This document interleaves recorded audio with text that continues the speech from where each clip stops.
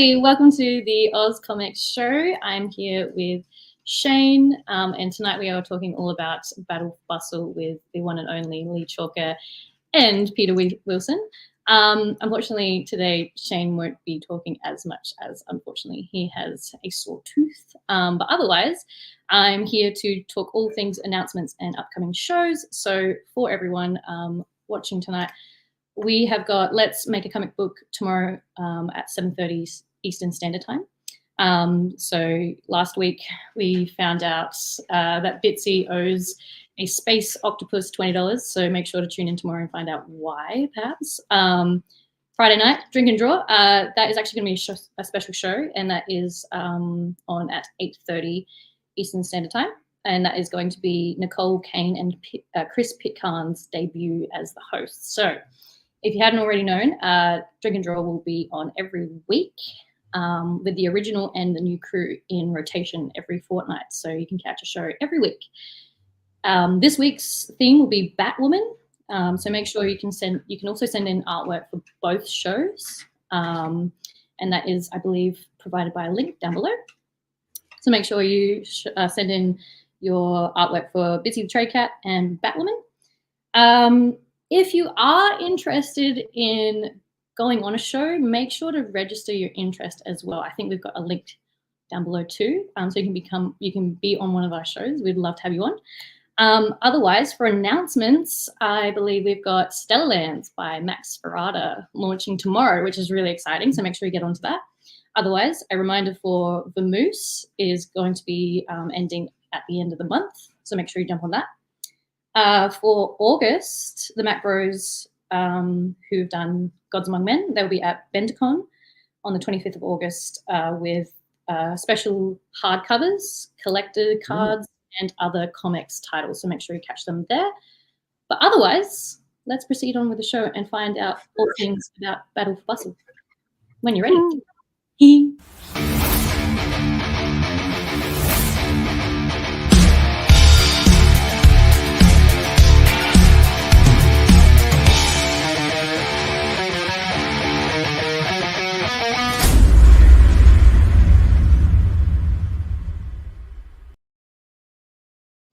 Hello, welcome guys. Thanks so much for being on the show. It's so awesome to have you guys on tonight. Obviously, we're talking all things Battle for Bustle, which I believe is written and drawn by the amazing Leigh, who you might have seen on Tuesday Chinwags. Thank you so much for being on tonight, Leigh.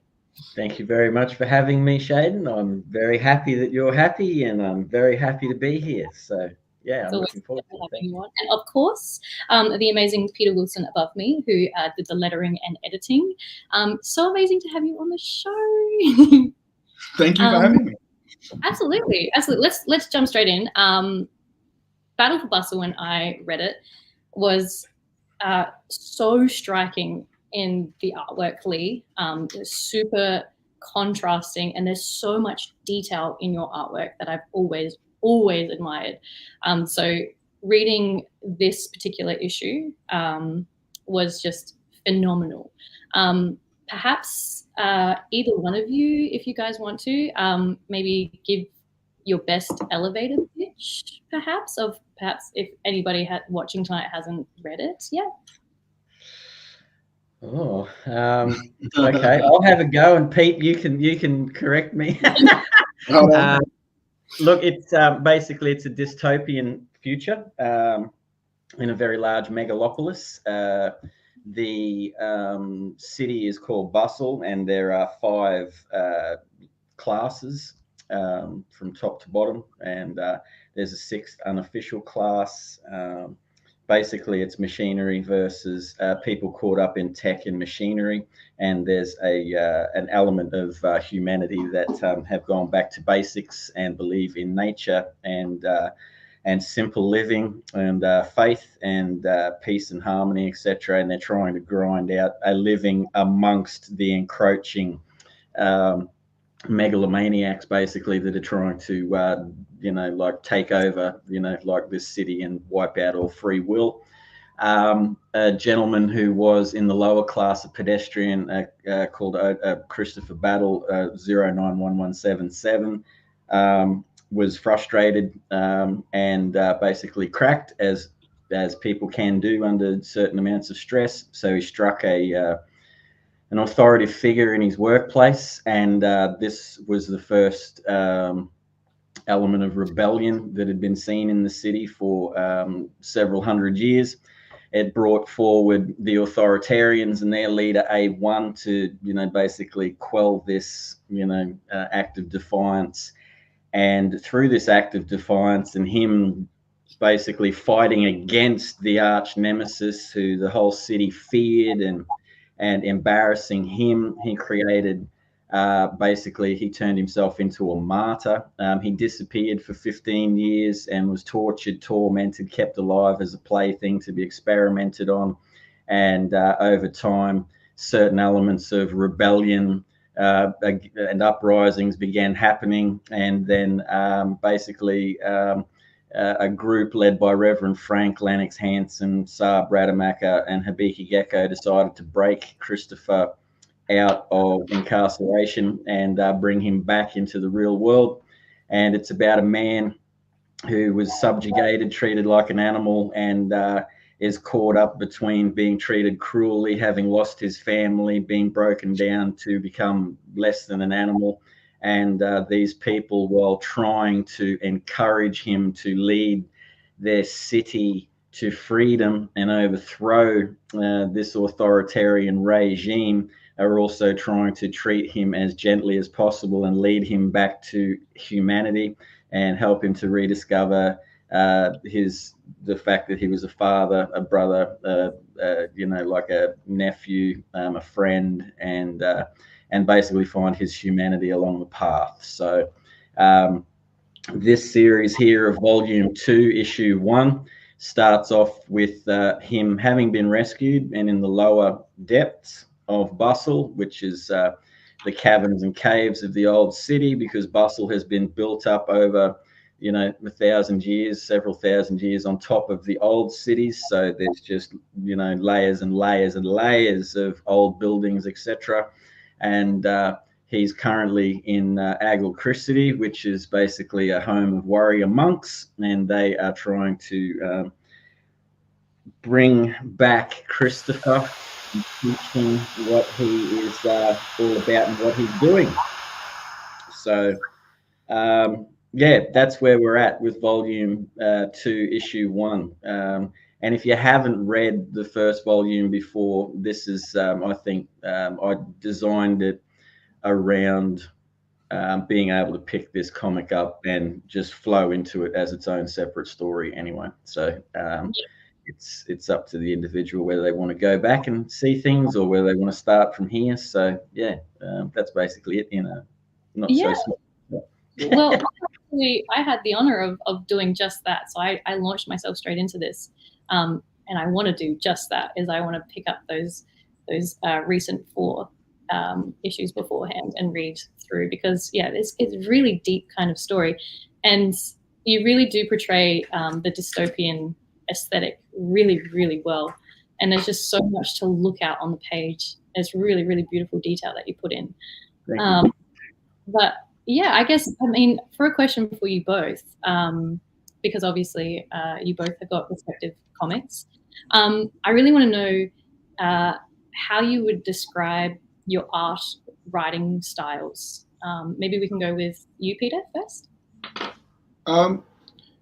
Working with Leigh, it's amazing it worked as well as it did, considering how different our styles are, at least in terms of art. I think we approach our work fairly similarly, but they look totally different. Mine is much simpler and it's wacky, it's cartoony, it's funny.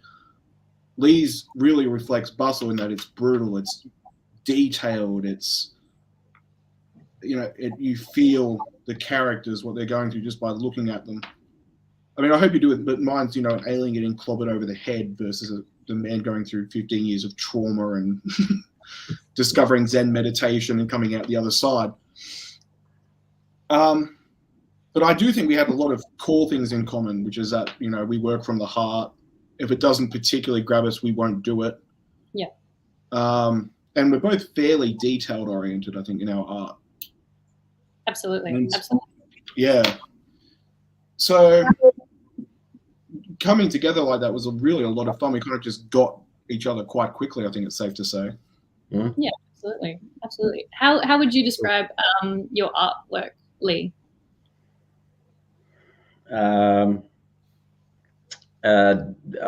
People may be disturbed by this, but I would say it's an exact reflection of my mind. I like details. I like giving things lots of thought, much to some people's, like irritation. I take a long time to think about things and probably, get caught up a little bit in it. The artwork is me, for sure. And I think it's something, I don't know, Sheydin, it's hard to answer that question because what I am is in the artwork. It's not all of me, obviously. There's a darkness in the artwork, but there's also in darkness. There's also hope and love, and I hope people see that in the story itself.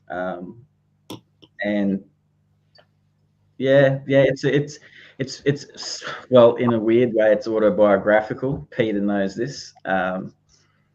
So yeah, I don't know, Shade. It's hard because I just do what I do, and you do it well. You do it very well. Yeah. It's well, I guess leading on from that, I would really like to know both respectively. How long you have both been drawing and what inspires you to draw? Did you want to start, Peter? Yeah. So I've been drawing a long time now. Either drawing or writing. I was always doing both. It took me an embarrassingly long time to put the two together and work on an actual comic. I didn't think I really got serious about it around the same time as I was studying graphic design. Oh, okay. And that's when I sort of like, now, what can I do with this pastime that I'm always, can I transfer that into anything practical? Absolutely. Didn't land much in the way of design work, but it did make me go, well, I've got all these skills to use all these different programs. Maybe I'll make my own comic. I love comics, so let's give it a shot. And you haven't really looked back since. As to what inspires me to draw, usually it could be anything. It could be, usually I'll just have a funny visual in mind, and it's, how do I get there then? Yeah. How do I get to that absurd moment? Or even just a sequence of funny facial expressions as well. Is there a story behind that I could make that happen? Or is there an aesthetic I like if I'm watching a lot of, say, 70s horror or bad 80s sci-fi? It's like, you know what? I want to draw that. I want to do my style. I want to impose me on that genre or parody that. Or sometimes it's just because I want to keep my hand busy and I'm bored. Yeah. And then sometimes you strike gold through that. Yeah, I think again is like, it's such a, like, obviously I said to you, Leigh, that you've got such a contrasting, like, that it's so like black and white and it's really contrasting. But even the team that you guys have formed is even contrasting in itself, in the fact that a lot of the work that I've seen from you, Peter, is quite, it's really quite joyful and quite humorous in some ways. And obviously in Battle for Bustle, there's a really like, there's a darker undertone in the storyline. And I think you guys have done really well in complementing each other and forming such a quite a strong team, might I add. Mm-hmm. So I think you guys, yeah. A lot of what works is this kind of opposite sides of the sort of same spectrum. On the surface, Leigh's stuff looks very dark and brutal, but there is joy and love there. Absolutely. Mine looks very joyful and cheerful, but there is also darkness there. You know, Yes. They're both monsters. They do want to take over the world. And I guess we kind of just hit the right odds. Yeah, you guys really complement each other in the way the story moves, I would say, and how many layers there are in each respective piece of work. What about you, Leigh? When did you start picking up a pencil and laying down some lines? I don't remember the exact date, but I'm an only child and was left to myself. So was encouraged to do artwork and encouraged to draw. There weren't computer games and computers and stuff around at the time. The TV was only allowed on at the night time, so it was either read the comics that were laying around. Fell in love with comics, decided to start trying to draw like those people. Had a lot of questions in my mind that led me to just developing my own stories. And when you're an only child, you play with yourself a lot, like in the dirt with cars, with toys, things like that. You're making up your own stories. I've always been around stories. Drawing went with that. Picked up really early it was the thing for me, because I like to write, but I also like to draw. I like the amalgamation of both of those, crafts. I never really, I guess, you think I want to write a book, but, I never really had it in me to, go into the depth and the detail in like Bustle of what I can do in a comic book form and things like that. I see in comic books that, you can tell a story without words, like, you mentioned details. I'm so particular with the details because I get one thing I don't enjoy about particularly some comics is the fact that they're very just, that's what you see and that's what you get. I like, people going back and rereading comics and seeing that man in the background is actually adding to the story, but I missed that the first time, and then you see that person like 6 panels later and there's a theme going on. So, I just like doing things like that, and I guess I just got caught with it. Obviously, I have been through periods of drawing and not. Drawing's been the only consistent artwork in general, is because I'm a painter more so. I class myself as a painter, and I guess a musician and a sculptor and all sorts. It doesn't faze me what I do. Just as long as I'm creating. Creativity is the only constant that I've ever had in my life. Everything, I guess, that I've ever had or been close to has at some point left, and just through times of turmoil, it's been the thing that I've turned to and got me through some pretty heavy, dark times. So it's just something that I guess as I've gotten older, I think for a period I tried to run away from it, but as I've gotten older, I've realized that to a certain extent, it's just sort of what I am. It's part of me as much as I guess, what my arms and legs are, man. So I can't do anything about it. I've just got to keep going, So Absolutely. That's for me. So. Leigh's the only guy who says, I've got to work on the front cover. I'm going to sculpt it. You don't hear that from many comic artists. Well, that's the question as well. I'm very cool. Looking at the front cover, Leigh, tell me about the front cover, please. Well, I've basically, okay. Look, I'll chin wag a bit and then I'll bring it back in. Okay, so let me just, I had 2.5 years off Battle for Bustle, obviously, because I was going through alcoholism and some pretty severe life changes that not all of them were brought upon by myself, but obviously these things happen in life, which brought on many things in terms of a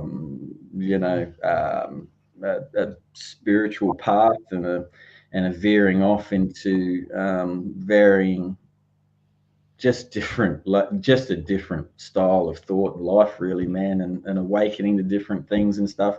And through a period of trauma over the last, I wasn't going to come back to Battle for Bustle, and because it was heavy in my heart with a lot of loss and a lot of pain, because it started being an ode to my dad, who died when I was young, and he was the comic book man, and started at that. And then I just went through some heavy stuff. I mean, I won't go into it. A lot of it's private, so I'll keep that between myself and my friends and family that know. But it was heavy. Definitely say that. Probably dark, very. And I was drifting into that, and it was through the help of friends, circumstances that I started realizing, like, I can't really walk away from Battle for Bustle. This is something I put 25 years into, and I want to come back to my city. And then I started, now I ask myself what my intentions are with everything. And I was like, what are my intentions with things? This is what I want to do. I want to complete it, but I want to bring some, I don't just want to draw. I was getting a bit bored with like just penciling, inking, that sort of stuff. When I'm trying to paint, I'm trying to sculpt and like all over the shop. And I just thought, well, how can I bring all of these things that I love together? And then I remember being a little boy and seeing the Amazing Spider-Man issue 200 and something, and there was an actor who dressed up as Spider-Man, and there was a real photograph of an image that they tested on this cover of Spider-Man, and that always stuck with me. And I remember thinking when I was about 6 or 7, thinking that, like, man, that's really cool. And then all these other, particularly the Vertigo line, Dave McKean and stuff, like their sort of ideas in Sandman, and that was stuck with me back in those days. And then I was sculpting, and I'd done some things, and I was doing short films and that. And then I'd realized probably about 6 or 7 months ago that I'd turned older than my dad. So that was a really spin out moment, and I realized I was very sad about it and tripped me out somewhat.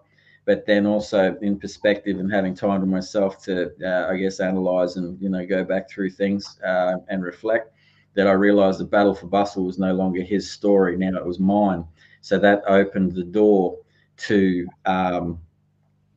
righto, like I'm not living in that dude's shadow anymore. Like, so my intent is to take Battle for Bustle forward and in my how I want to do it now. And so I wanted to bring in, through my meditation and spiritual practices and my teachers and stuff, like I was talking to particularly Valerie and over time B, and just different people that have been teachers and there for me to bounce ideas off, and started understanding what the difference between thought processes, intuition, starting to understand my intuition more, starting not to question myself too much, doubt myself, just go with things, sit in flows, wait for points, be quiet in the mind, let it come. Like just lots of things changed.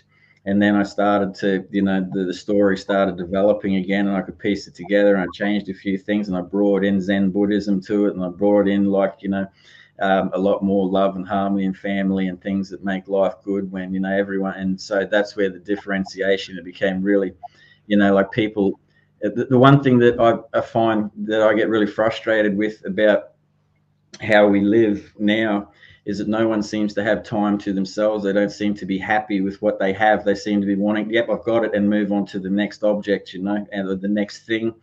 They don't they're chasing a dopamine hit when they think that buying that thing is going to make them happy, when 10 minutes later they're bored of the thing and they're not happy. And the whole thing, it's like, it's only you that can make yourself happy from within, by like at least appreciating what you have around you. And that may be your dog, that may be, your loved one, your family, your brother, your sister. I don't know, man, what it is for each individual. It's an individual's choice.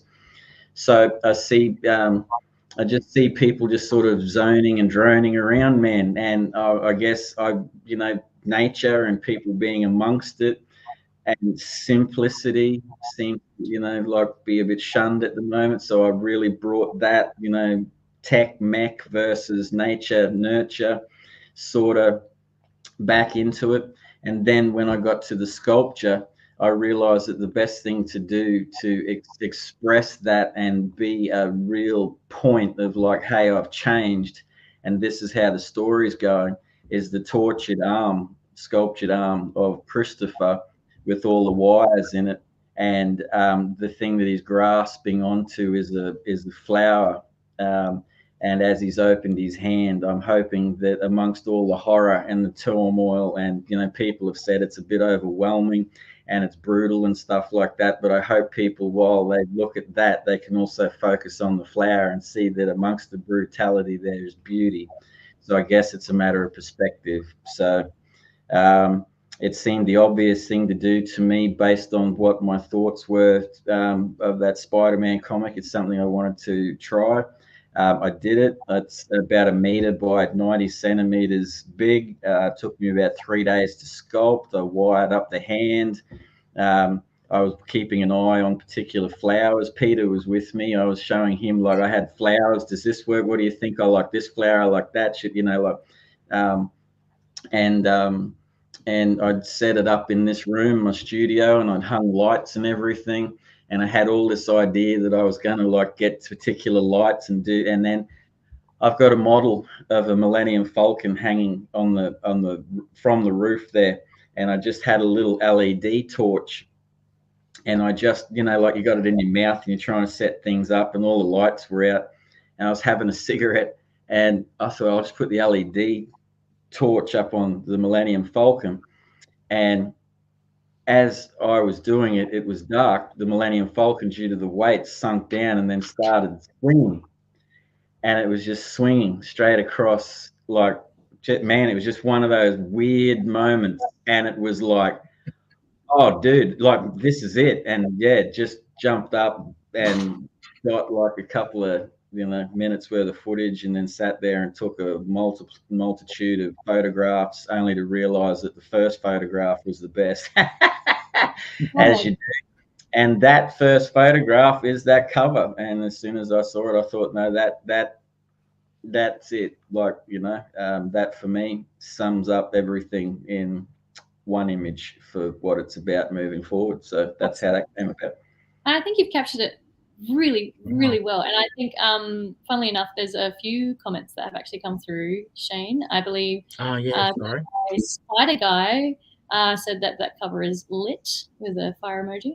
And also, we've got another one saying, hi guys, awesome cover as well. So I think a lot of people would say the same thing. That's a really, really striking cover, and such an amazing story behind it too. I didn't know it was a sculpture. So that's another really cool fun fact. The photo is totally untouched, by the way. I haven't done any editing on the cover. Really? Yeah, so that's all lighting and everything. That's That's all you. That's amazing. Light in a bottle. Amazing. I really want to kind of delve into more questions about the process, because I understand that it was a team effort. So I would love for whoever wants to start, maybe talking a little bit about the process, and each individual's role, and how you guys came to have what is right next to me. Leigh came to me saying, I've got a proposition for you. We'll talk about it later. And I thought, okay, I could be getting inducted into the mafia. I could be. It was very ominous. So we had a video chat where Leigh went into. This is the right history, isn't it, Leigh? Yeah, man. Yeah. And then Leigh explained that he wanted a kind of almost a remodel. He wanted a new logo. He wanted a new look. He wanted almost a fresh start, and someone to tackle the lettering. But not. He was very clear from the get-go. It was never just lettering. It was always feeling it out. It was more like, you know, drawing with letters. And luckily, I saw it straight away when he said, I need a logo. The thing again in mind was texture, because that's what I think of with Leigh's thing. You feel everything. So I think as soon as the chat was over, I started bashing out loose things of what we could do. I started looking at protest graffiti for the logo. Yes, yeah.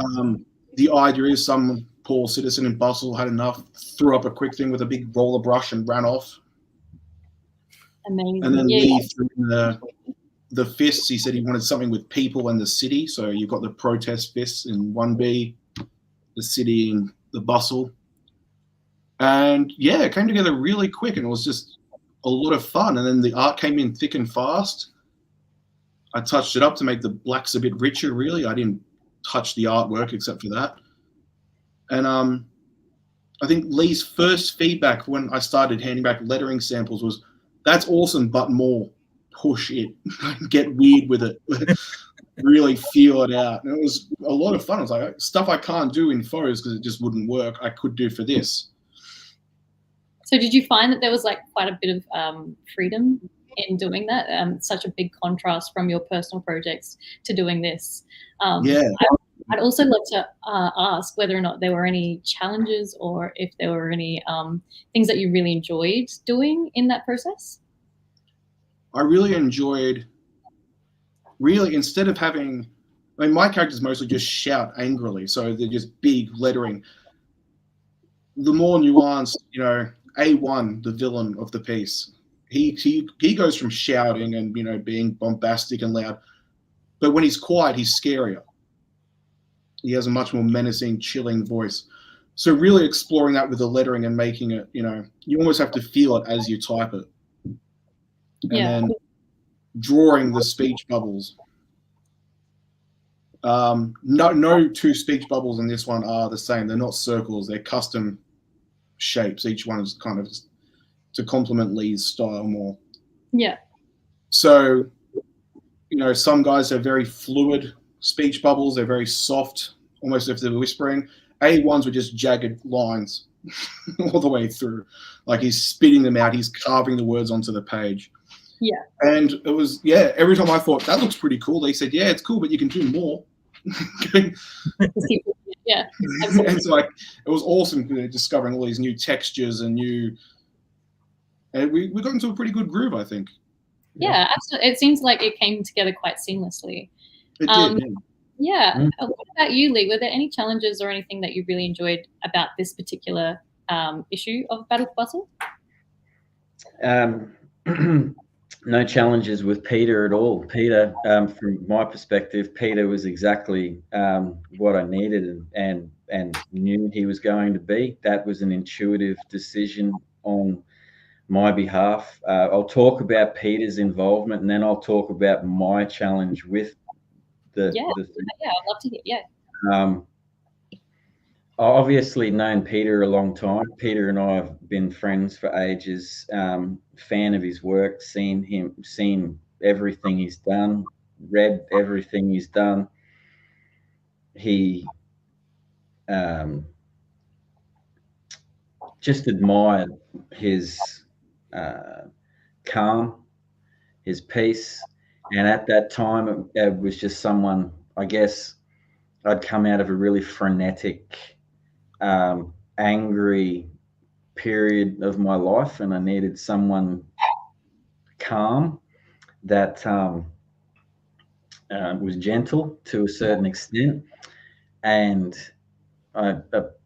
Peter, do you want to do this? And he was like, yeah, man, we'll have a talk. So I said to him a few things just to gauge him. And I said, I want word bubbles to be like leaves, like falling, like droplets of water.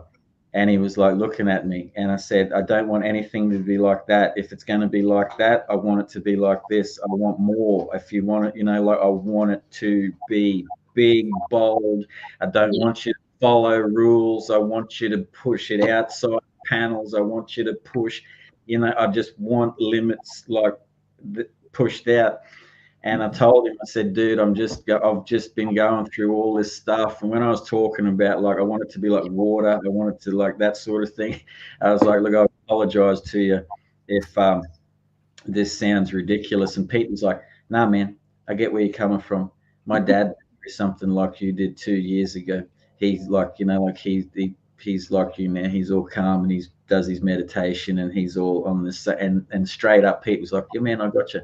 And I was like, okay, cool, no worries. And then he was like doodling away while he was talking to me. And there was part of me thinking, oh, he's taking notes. And as I said, I needed to be like leaves and processes and things. He went like that and like this and like that. And I'm like, yeah, exactly. And he's like, yeah, I got you. And that was the moment where I thought, yep, cool. And so I said, give me a couple of weeks. So what I had to do is like I had Battle for Bustle issue. It was going to be Battle for Bustle issue 5, and it was going to be a big comic book. It was going to be about 50 odd pages, and and I decided that I didn't want to do the 50 odd pages, so I split it.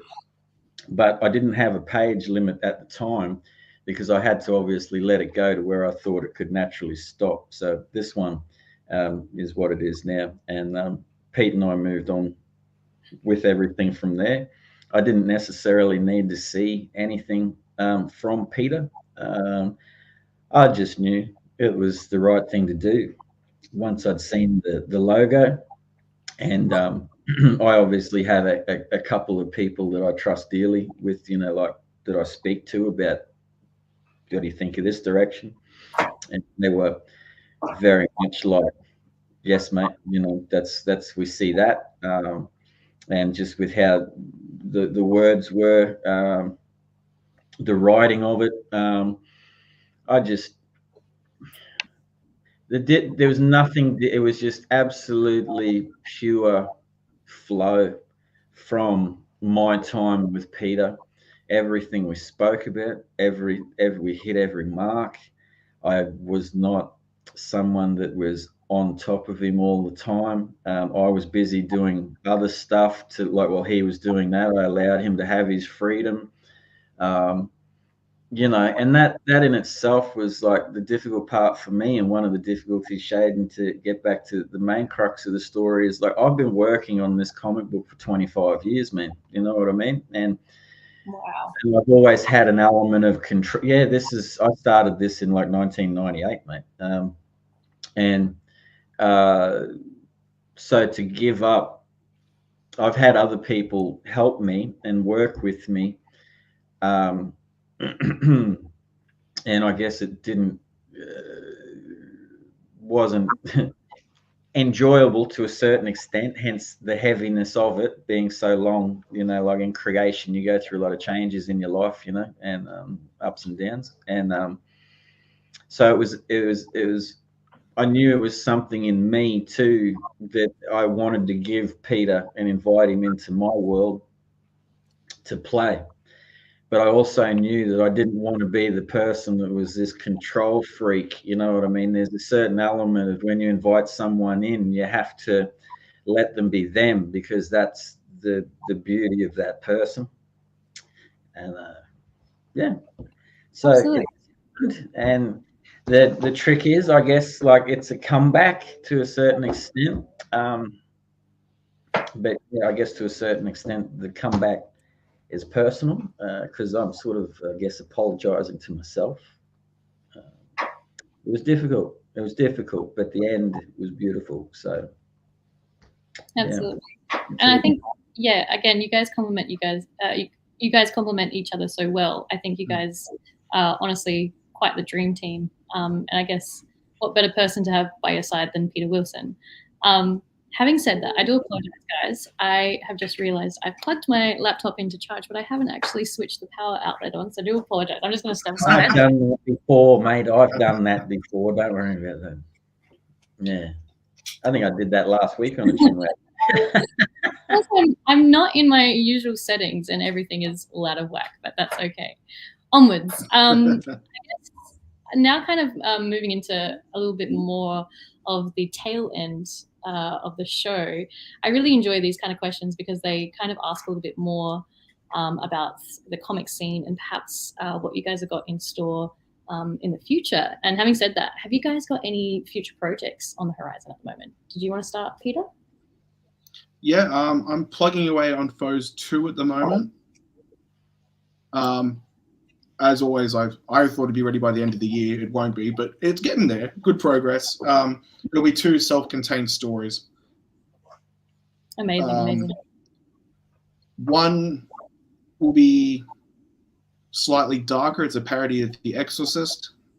Little girl gets possessed by Dementus, and who else can get him out but an even worse monster in Zero. The second one is the boys are kidnapped by a cosmetics company.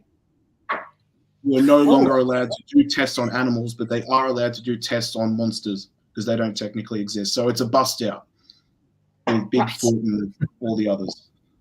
That sounds cool. Amazing, amazing. What about you? Is there anything else on the horizon for you at the moment? Look, Sheydin, the battle I went through to get through that comic book, that's it for me for a little while. I am obviously working on bits and pieces. There'll be stuff pop up, but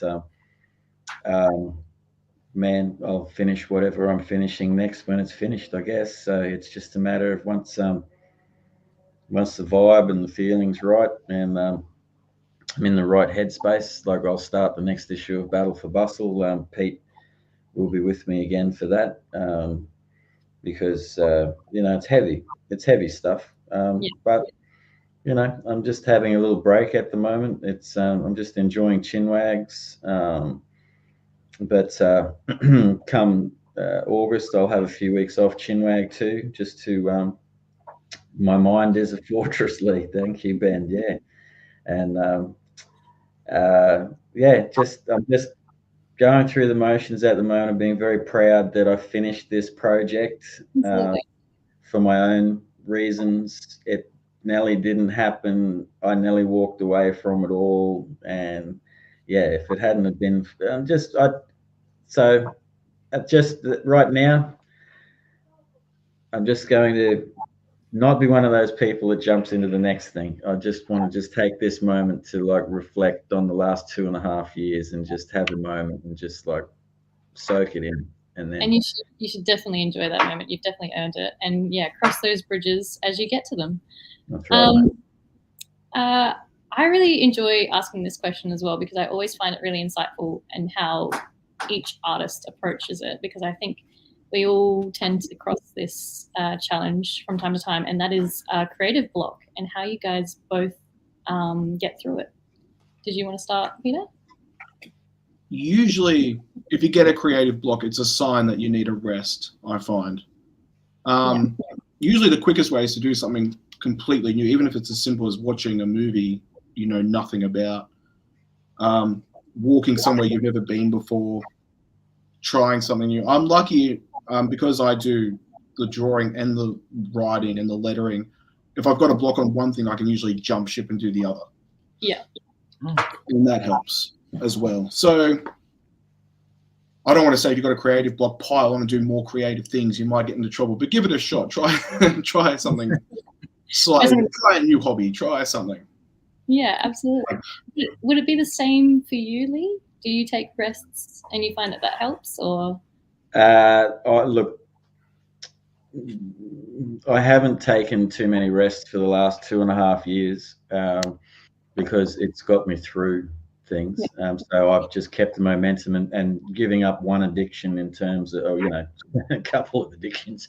I had to put my energy into drawing and things and creating. But no, I just tend to find that I like to just ground myself, man. I try and just do simple little things, man, whether it's just playing with the dogs, chilling out, not thinking too much, not stressing about too much.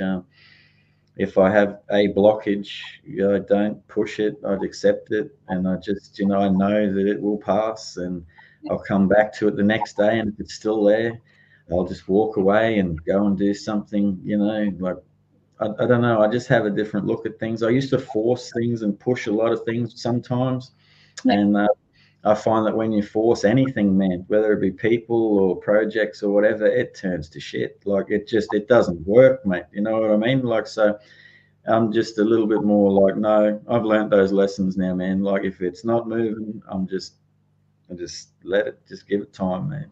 It's a lot like what you said at the beginning of the show. Just go with the flow, right? Yeah, man. Yeah, well, going with the flow doesn't necessarily mean, like people go, no, he goes with the flow, like it's an airy fairy thing. It's not really. Like the flow is a principle in Tao, which basically means life is a river, and you can hang on to the edges, and like force yourself to hold on to points and things, and worry, and that's worry and concern, and but sometimes you can just let go and just see where it takes you, and not stress about certain things. Like that stress is going to come up. As an artist, you're going like sportsmen and that you're in form and you're going to come out of form. But all the best lessons that I've learned over the last 2 years of being in the crevasse, man, you know what I mean? Like in the climb up, as hard as it was, like I can look back now and go like, yeah, I've recognized those lessons for, the slope down that will come, you know what I mean? So I don't know, man, I just let people, just try and take it steady, man. I'm in no rush with anything. I'm not competing against anyone but myself, Sheydin. So it is what it is for me, man. So the moment at this second. So Absolutely. I guess I also like asking this question as well. And that is, what do you wish someone had told you before you started your comic journey? Did you want to lead this one, Peter?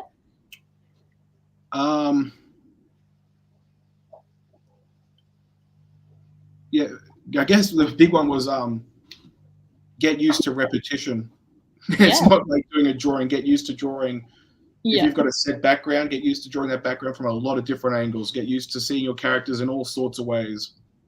I wasn't quite prepared for that. Yeah, I think that's a really good answer. I don't think I've had that answer on this show before, so I think that's a really good one. Absolutely. What about you, Leigh?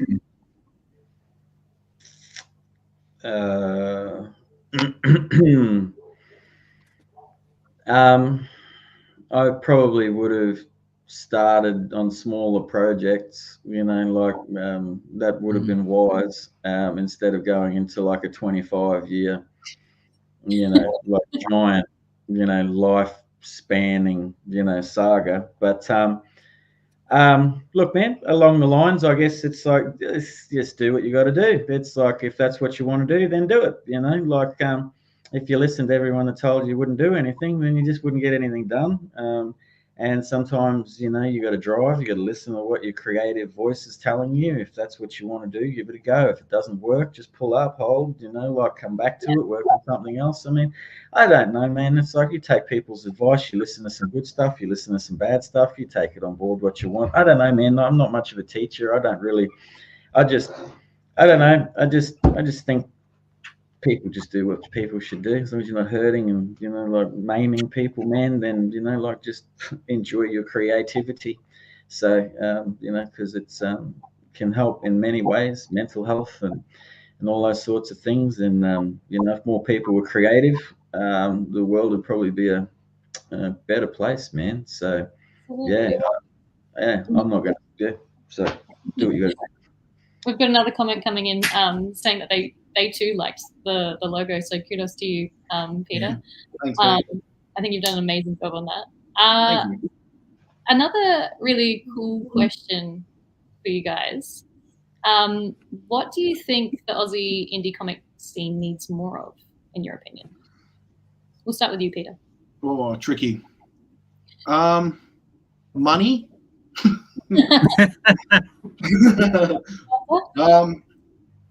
I know we're getting there, but what we need is, we really need that foot in the door for like big distribution, I think. Back in the day it was getting a news agency. Yeah. We need that sort of modern equivalent, I think. Yeah, absolutely. What would you say the Aussie comic scene does well at? Community, really well. Absolutely. I think for the most part, we all get along. We all respect each other's styles. I think we're all happy to meet and chat, and I think that's really amazing. That's very rare.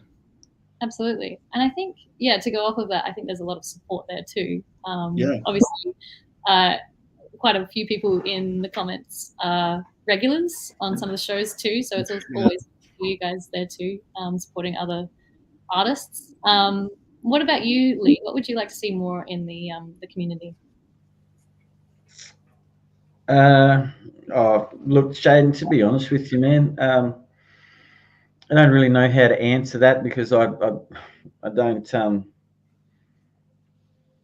I honestly don't know how to answer that, because I just want to see people happy. I'll put it to you this way, right? I see a lot. I don't go on social media much, but I mentioned this on Chinwag, and things when I go on social media, I see, while there is a sense of community, I see people, having disagreements about this and just the most ridiculous things, you know what I mean? And I see a disunity to a certain extent with ego and that. I really wish people would just stop being, art is subjective. What the creator wants to create is entirely up to them. It's a beautiful process. The process for them could be anything. It could be saving their life. It could be telling their story of their mother. I mean, who cares what that person at the back, like really thinks? It's like, do it for you, put it out there, accept that you've done a beautiful thing, and just art is subjective. Like it's just the process. I just, that'd be the only thing I wish would change. I'm not real. Look, man, I'm not into awards. I'm not into. I just like. I think encouragement's better. I think if you hear all these stories about people try things and they get people run them down, so they stop doing things. Like that's a disgraceful attitude. For those people that are running them down, the whole toxicity and that, those people need to pull their heads in and just accept the fact it's a big medium, it's a beautiful craft, and if you want it to live, then let people do their thing, man, and like have their voice. No one else has a right to stop your voice. So just if you feel like you want to do something, then do something. Absolutely. Put it out there. It's easy. You can find you can find publishers, you can publish it yourself. There's plenty of steps. There's communities like ComX where there's people you can reach out to. They can give you, like directions and avenues to go. I mean, I've had help from those people. That's how I got this comic out. Like this, it's, just appreciate what is around you, and just, I guess, like, so I don't know, man, I don't get into the details and the politics of it. I did when I started, and it didn't work for me. And I realized that I want to stick to my lane, and my lane is Battle for Bustle, doing my thing, and peace, love, and harmony to everyone out there that wants to do their stuff, man. I ain't getting in your way. It's like, a big playing field, so get it out there. Right? Absolutely. And what would you say the community does well at then? What are some big ticket items for you? Well, I think the diversity of the community is beautiful because, it's not just superheroes and capes, mate. You know what I mean? You've got look, you do have your superheroes and your standard savoir faire, and that's beautiful, but you've also got deep and meaningful, like comic books, slice of life comic books. You've got comic books that, Ben Hutchings and his crew's comic books about, diet and stuff for babies, the nutritional values. I mean, there's not just one small acute avenue of creativity in Australia. It's a beautiful thing. There's so much out there. There seems to be lots out there. It's more than I ever imagined. So, it's just encouraging people. I think that's a beautiful thing. I mean, I tell you, I wouldn't have got that issue out if people in this community hadn't encouraged me and believed in me to get through the shit that I'd gone through. And come on, dude, get it out there. So that to me is a beautiful thing about Australian comic books. Absolutely. And it just seems to be getting better and better. So it's always amazing to see new faces pop up. So I would agree with you there, that's for sure. I guess that kind of concludes most of my questions about your amazing project that you guys have both produced. Have you guys got any upcoming conventions or markets, events that you guys are attending soon at all? I've got on the 27th, I'll be at Pop Bam, which is a Lake Macquarie festival, and I'll be giving a brief lecture, if you will, on cartoon character design. Oh, amazing. We'll make sure to pop down then and catch Peter there. That sounds super amazing. I wish I could go. That's what I've been working on the last couple of days, putting that together. Amazing. Where else can we find some of your work, guys? Leigh, where can we find you? You can find, what do you want, me or do you want the book? Because you can find me on a Tuesday night on Tuesday at Chinwag, which is on the ComX network. So I'm there. My next week's guest is Mr. Nat Carmichael, so I'm looking forward to that. You can find the new issue of Battle for Bustle, Volume 2, Issue 1, exclusively at the moment in the ComX shop, which sponsors all of the live streams. And in the ComX shop is over 100 titles. Now, when you buy Battle for Bustle Issue Volume 2, Issue 1, available for a limited time is the digital copies of Volume 1, Issue 1 to 4, and you will get them free with the purchase of Battle for Bustle, this new issue. However, I'm also adding to that. Shane and I have had a discussion, and he knows this as well. If you buy any comic book from the ComX shop, you will get Battle for Bustle Volume 1, Issue 1 through 4 for free. And that is to encourage anyone out there that may be thinking they want to get someone's work, they haven't quite got over the line, but I want to give you people something for supporting ComX. I want to help people get over the line. I want to see Australian comics get out there. And I mean, I just want to help the community and ComX and everything I can do. So that's what you can get at the ComX shop now. So go and get it. You know, as my mate Spedsy says, get your face around it. So it's so you know. Amazing. No, good on you. Good on you for helping out ComX. Obviously, we couldn't have done anything without the man right next to me, Shane. What about you, Peter? Where can we find more of your stuff? You can either hit me up directly or go to the ComX store. Foes Issue 1 still available. And also got Foes trading cards. So I'm going to embarrass you both. There's our very own Sheydin's card. Oh my God. And Leigh's. Heck yeah. And they turned out great. Oh. Well, other than that, I think that pretty much wraps up the show. Thank you both for coming on and giving us your time. It's been wonderful talking all things Battle for Bustle. And really, it's been so insightful to hear the processes that have gone behind the pages from you both. I think you guys have done a really good job at complementing each other's styles and really bringing this to fruition, I guess. But otherwise, I think that's all from me. For anybody who did join us late, I will wrap up the show with some announcements. So obviously, we've got Let's Make a Comic Book tomorrow night at 7:30 Eastern Standard Time. So make sure to catch Bitsy the Tradie Cat. We've also got Friday Night Drink and Draw. These shows usually would be on a fortnight, but as of this week, they'll be weekly. And Nicole Kane and Chris Pitcom will be making their debut as hosts. So there will be the original and new crew in rotation every fortnight. So make sure to catch this week's theme, which is Batwoman. And of course, make sure to send in your artwork for both shows, either fan art of Bitsy the Tradie Cat or Batwoman. I believe we've got that link there, so make sure you send it through there.